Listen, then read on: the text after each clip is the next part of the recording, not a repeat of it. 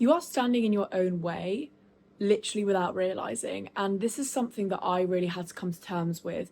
I went through this huge stage of being very disgruntled about the fact that I couldn't seem to get the success that I was looking for. I was frustrated that even after putting in all this work, doing all the right things that everybody was saying I should be doing on the internet, putting in the consistency, I still wasn't reaping the rewards that I was so desperately seeking. And it was because I had so many mental blocks. It was because I had so many limiting beliefs. It was because I was standing in my own way, trying to strive for my success. My brain was literally holding me back. Hello everybody, welcome back to my channel. My name is Hattie Hyder. I talk about all things leveling up, growth, mindset work, and manifestation. So if you're interested in any of those topics, then definitely give me a subscribe, like this video. It really helps me out and this channel. A lot of the videos that I make as well, I often mention this, are videos that I wish that I had during my healing journey, during the hard, painful process that was, growing. And I make a lot of these videos to reassure people that what they're going through is absolutely normal and, important work. I think many of us are standing in our own way simply by the beliefs that we hold about ourselves and the beliefs that we hold about the world, and it holds us back from success 80% more than any action that we could possibly take or inaction that we could take. The success motivation space often talks about the pragmatic, practical things you can do to get to where you want to be, and that is important, but actually the biggest bulk of the work that you can do to get to where you want to be is up here, is the mindset work, is believing that you deserve it, because you will be your biggest cheerleader. You will only really be supported once you get big, and up until that point you have to be your biggest supporter, and that is a tough road, and you have to be mentally resilient, you have to be mentally robust to get there. And that's what I want to talk about in this video. All the kind of mental work that you can do, the mindset work you can do to work on that 80% that is required to get to where you want to be. Your mind will dictate where you are, your mind will dictate your success, your mind will dictate your achievements. And I want to talk about that today. It's such an important topic, such an important thing to really understand about the success journey. And only by working on your mind can you really truly get there. I'm going to do this video in 2 parts. There's just so much I want to talk about. There's going to be like 5 points in each video that I'm going to go over, starting with my top 5, or my 5 that I think are going to be the sort of lowest hanging branch, things you can access really easily, or things you can start doing now that are going to just change your life immeasurably, and I think you're going to really benefit from them. So I hope you enjoy this video, I hope you take some value, and if you want to work on your mindset and get out of your own way, then keep on watching. Make no a massive part of your vocabulary. You need to get really good at saying no. I was so avoidant with this because I thought, and this is a limiting belief I had, I thought that saying no to people meant that I was a bad person. And it does not mean that. Saying no, having boundaries, and protecting your peace, I can tell you now, does not make you a bad person. If anything, it makes you a good person. Not only are you reducing your resentment for doing something you don't want to do, and therefore being able to have a good relationship with other people, you're also helping you and the other person to have a better relationship with each other. Because if each of you respect each other's boundaries, then you're going to be able to feel in a better position to have a more thriving relationship. You know each other more deeply, you're respectful of each other, you have that kind of mutual understanding that each other's boundaries are important, and it just leads to healthy relationships. When we respect each other's boundaries, it leads to healthy relationships. It also leaves you with so much more energy. Every time when I was younger, I would say yes when I really wanted to say no. I would either have a bad experience, I would feel resentful towards that person, even though it wasn't really their fault. It was the fact that I couldn't say no. And it just meant that I used up so much energy, agonizing, worrying, resenting myself and being cross with myself, that I couldn't seem to stand up for myself or choose myself in those moments. It does take practice. It does take a lot of sitting in the uncomfortable, but it's so worth it. One piece of advice I can tell you, and I think you should take with you, is that you should practice on every opportunity where you feel this rise of like, oh, I don't want to do that, to say no. And I know it can be uncomfortable because a lot of people don't respond well to the word no. And sometimes it's not because you're bad at saying no, sometimes it's because they're not good at taking no. So what I would think or be prepared to acknowledge is that some people aren't going to like it when you say no. The people that don't like it, the people that push back, are probably not for you. The people that have a problem with your boundaries, especially when you state them in a really calm, collective, kind way and not in a rude way, if they respond badly to that, then that's on them and that is a problem with them. And therefore you've got to really think, is that person right for me? Is that person a good friend? Is that person somebody I want to spend a lot of my time with if they only prefer me when I don't have any boundaries? You've got to really question that. And it's really a big bullshit filter. It helps you assess who's really for you and who's not. Because if people don't like you for your authentic self, which boundaries are there to respect that authentic self, if they don't respect that and if they don't like that, then they're not for you, they're not there for you. So it really filters out the people that really don't matter and people that really shouldn't have a place in your life. Healthy, kind, compassionate people and people that like you for you won't have a problem with your boundaries. That's just it. And it's something to reconsider. The friendship, the relationship, even your relationship with that family member, because that person prefers you when you're amenable, when that person is able to walk all over you a bit more, when that person is able to push your boundaries and push your limits knowingly. It's not somebody that I would want to have in my life, that's for sure. You have to practice sitting in that moment, and even if it doesn't have to be at the time. So for example, at work, sometimes people push my boundaries and I find it really uncomfortable. They might ask me to do something when I'm like, you could literally do that. And it's uncomfortable for me, especially as a recovering people pleaser. It's really, really hard to say to them, actually, no, can you do it? Or no, I'm busy right now. Or you can even say, I'm confused why you're asking me to do this when it looks like you could do it. So what you can do is you can practice in that moment when you feel like you're being pushed or you're being taken advantage of, is to just say no. And it could come at the time, it could come later, but for example, it takes me a little bit of time to acknowledge that I'm going to say no to somebody. So for example, say if they do it a few times, they push my boundaries a few times, I will then on the third time or whatever say, actually, no, I won't be doing that.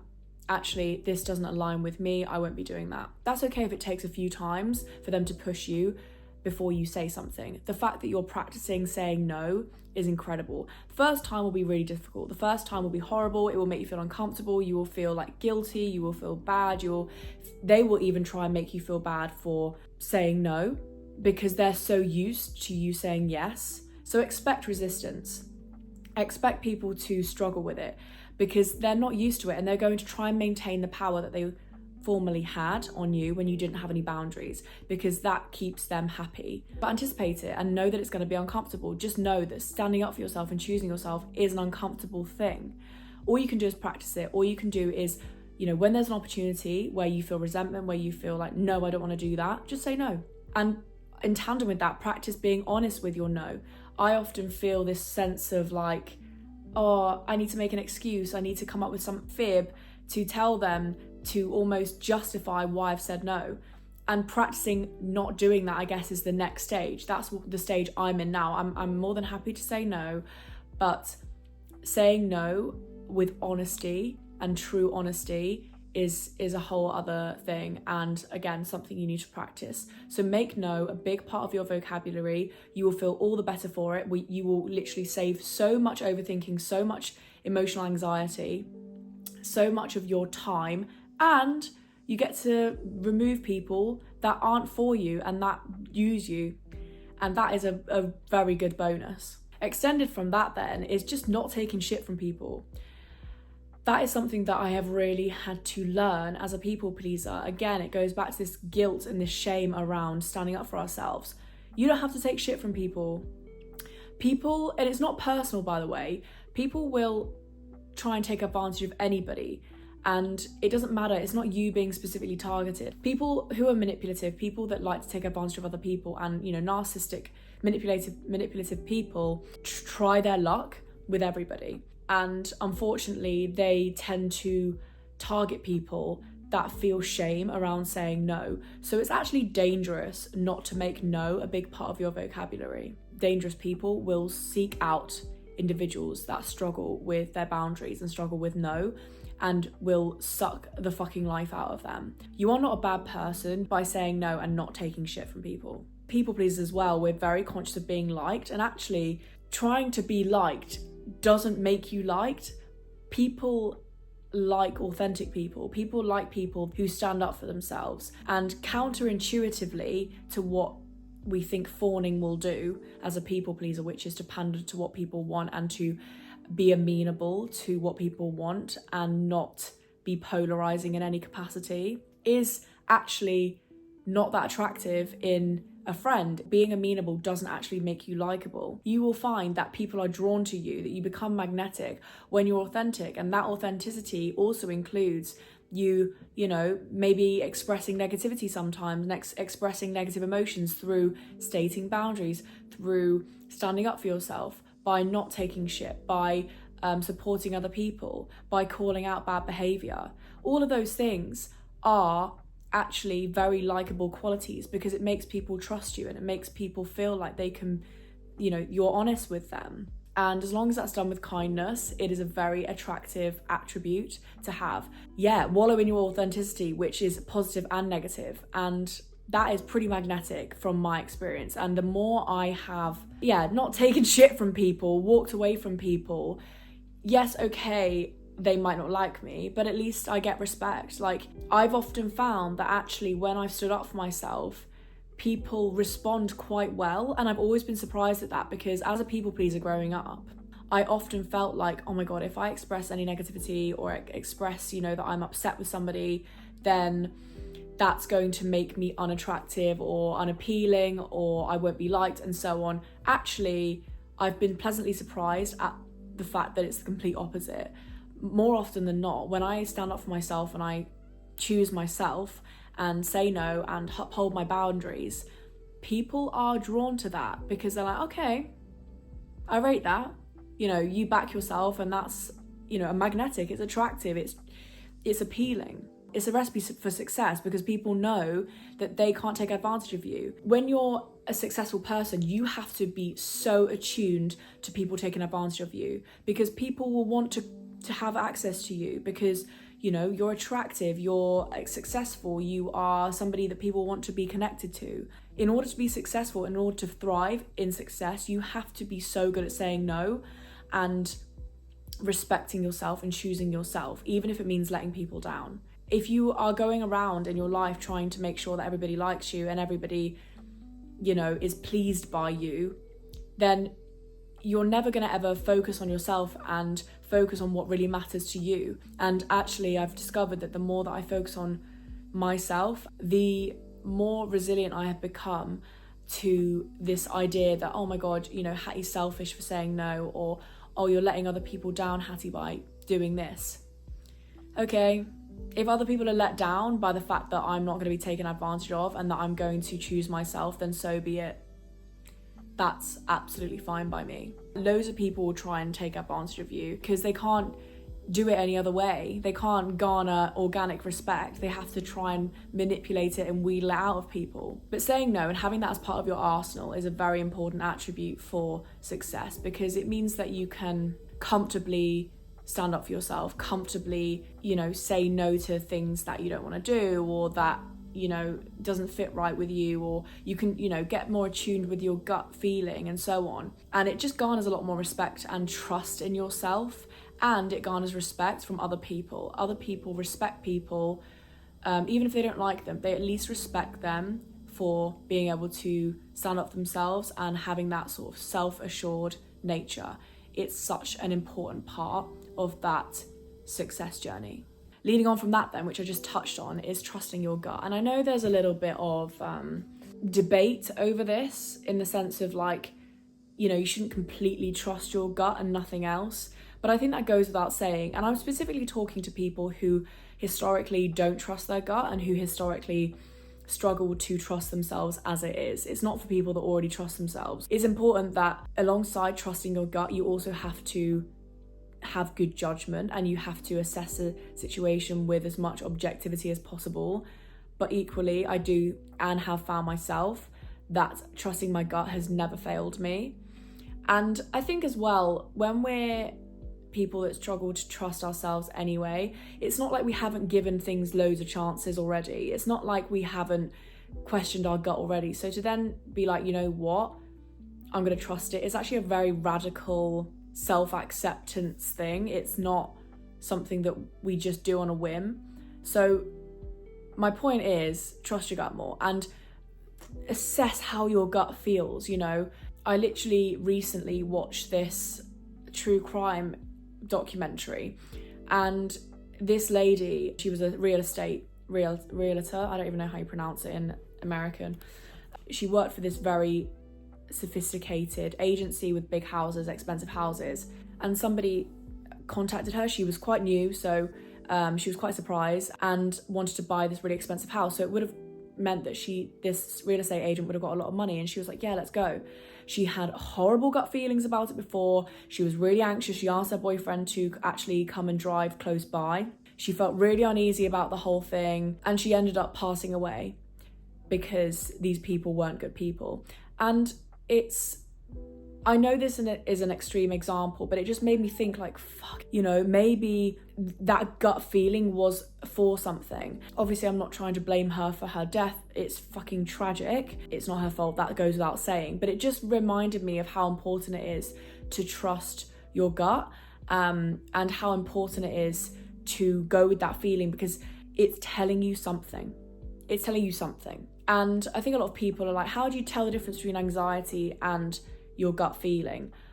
They are different, but I often found that when I was just really anxious, it meant that I shouldn't have done it anyway. You know, I'd be so socially anxious about going to a party or whatever, and I always ended up having a bad time because I just didn't want to be there. My body was like, bitch, just get yourself out of this place.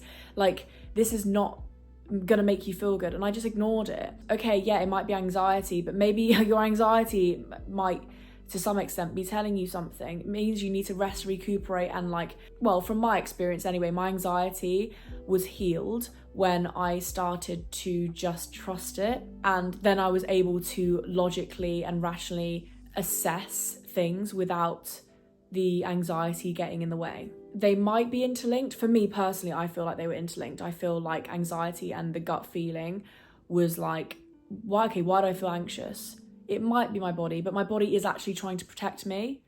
So maybe I just need to do some self-care. That's when the anxiety started to heal. I started to honor my body more. I think that's also partially to do with the gut feeling. And when I started to honor that more, my anxiety just did decrease. I'm no doctor, definitely go and research this yourself, but from my personal experience as somebody that experienced anxiety, I found that trusting my gut and trusting the anxious feeling that I had, and then choosing to look after myself, was what helped me get out of this anxiety state. Your body tells you things before your brain can necessarily make sense of it.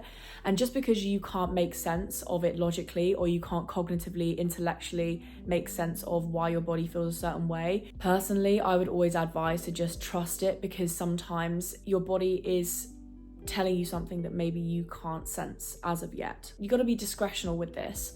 Say if you have a big presentation coming up and you're a bit anxious, that's not because you shouldn't do it. That's just because it's a very nerve-wracking situation, because, you know, your caveman brain is not used to being exposed like that. But say if you're like getting a gut feeling about a person, or you're getting a gut feeling about going on a particular date or going to an event or whatever, that's when I'm like, nah, it doesn't feel good. Like, I've got to trust my gut in this situation. But only really through not trusting it can you realize that trusting it was always the right option. So just let yourself practice it, practice trusting your gut, and I think it will serve you in ways that are just amazing. And it's an important part of that success journey, being able to assess things with your intuition and judgment, and being able to, think, does this feel right? I've had this with my success journey as well. I've often met with clients and I've got a really dodgy feeling about them. I'm like, this doesn't feel right. I don't feel comfortable about this. I'm not sure what this person's intentions are. And I'm so glad I've always trusted it, because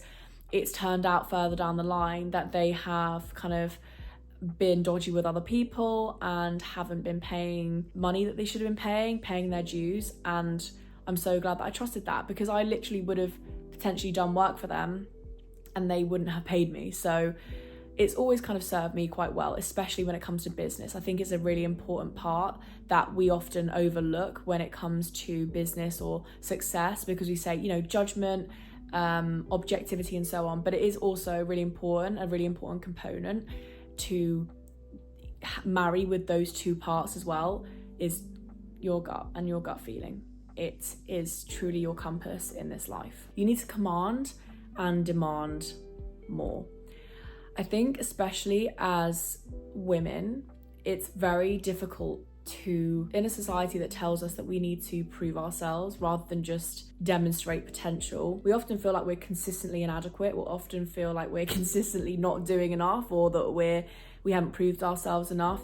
And actually, we're pretty amazing, and we have achieved and done so much with our lives, especially when it comes to growth and inner work, that equip us to be extremely successful. And we're told otherwise. We're told that our strengths like emotional maturity, emotional intelligence are somehow unattractive, are somehow unappealing, not a good fit for the world of work, and it's just not true. There is literally no ceiling on your growth. There's no ceiling on your capacity. There's no ceiling on your potential. One of the biggest things I've realized with success is to be audacious and just assume that you can do things. Again, it's this sort of idea of delusion that we're seeing, delulu is a salulu. Like, it actually is though.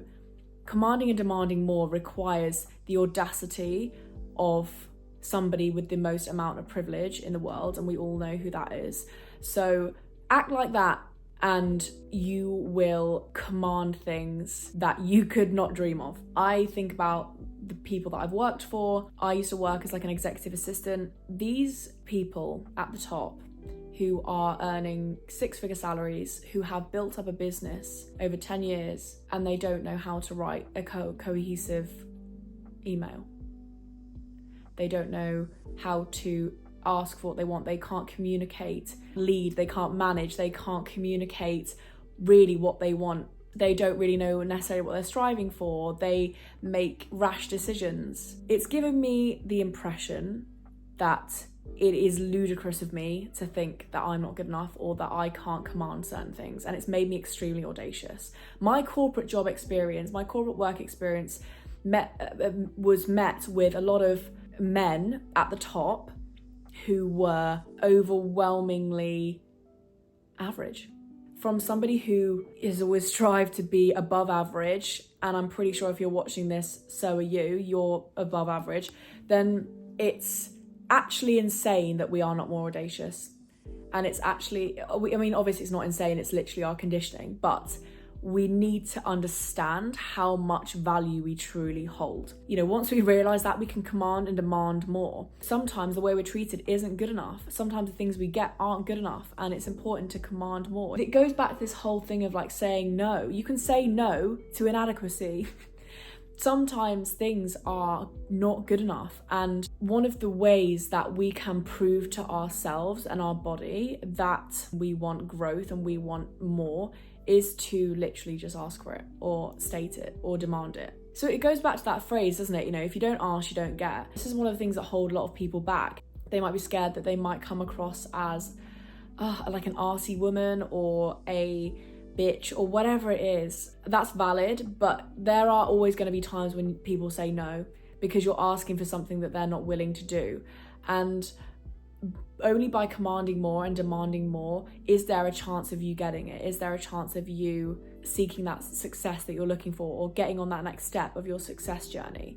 I honestly at this point just assume that good things are going to happen to me. I assume that I can get what I want. I'm just audacious. Women are already on a back foot in the sense of like, we already devalue ourselves, we already undervalue ourselves. Our version of being audacious is just what normal people ask for. And there's nothing wrong with wanting more. With the British culture, and especially for women, we're told to be happy with what we have. You know, we're grateful for what we have. Be grateful, that's really important. Yep, absolutely, back that. You can be grateful while in tandem also working towards even more for yourself, and that is equally valid and equally something that will get you the success that you're looking for by striving for more, being grateful in the present, but also being motivated and ambitious at the same time for a life that you truly want, because you can have it all. More often than not, when I've asked for things, I've often ended up getting what I've asked for simply because I felt like I had the confidence to say something. And it's such a fantastic tool. More often than not, it actually works out in your favor. Everybody is a mirror. Two things I want to say from this assertion is because everybody is a mirror. And what I mean by that is that everybody reflects back to everybody else themselves. So say if you're confronted with a person, they are reflecting back to you yourself, and you are reflecting back to them themselves simply by interacting with them. Two things from this. One is that when you get triggered, that is not the fault of the other person, but rather your body is showing you something that you need to consider, something you need to work on, something that is unhealed, an insecurity in you. Just like you've got to understand that when somebody treats you badly or treats you subpar or snaps at you, is unkind or whatever, is a reflection of their internal world, because potentially you're reflecting back to them their insecurities, their inadequacies, and so on.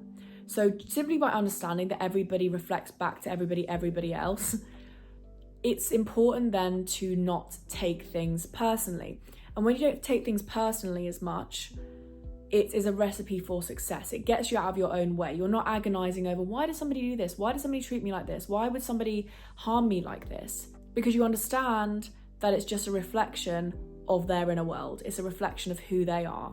You, unfortunately, especially if you're a high vibrational, high effort, high energy person, you are going to bring up insecurities in people that are the opposite of that aren't confident in themselves, that do have insecurities. But it's so uncomfortable for them that you create those feelings in them, not through any fault of your own, but you just do by simply existing, that they will make it about you, that they will project onto you, that they will give you a hard time or make you suffer because they think that you're making them suffer simply by reflecting back to them who they are. And it's important not only for your own growth to understand this, to be able to say, you know what, I've got enough self-awareness and understanding of my own toxic traits to know that these shouldn't bleed onto other people, that, you know, this person isn't at fault, but they've just reminded me of my own insecurity or triggered me in some way, not because of them, but just because of me. And it's also good to know that, you know, other people will potentially give you a hard time for existing simply because you reflect back to them something they don't want to acknowledge. When people treat you badly, it's just about them.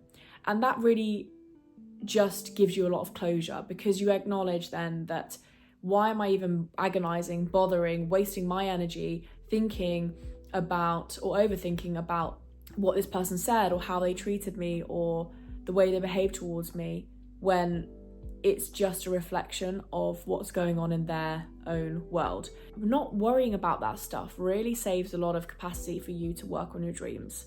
That's what I've really discovered, certainly in 2023, was that the more I let go of people that made me overthink, that made me question myself, the more capacity I had to work on my dreams. And it was the best decision I ever made to remove those connections from my life. Anyway, that's it for part one. I hope you enjoyed it. I hope you took some value from it as well. Let me know in the comments what you think and whether you agree or you have some other points to make, and whether, you know, your success has been determined by any mindset work that you've done. I'd really like to hear about it. With that then, I hope you have a fantastic remainder of your day, and I will see you in my next video. Bye.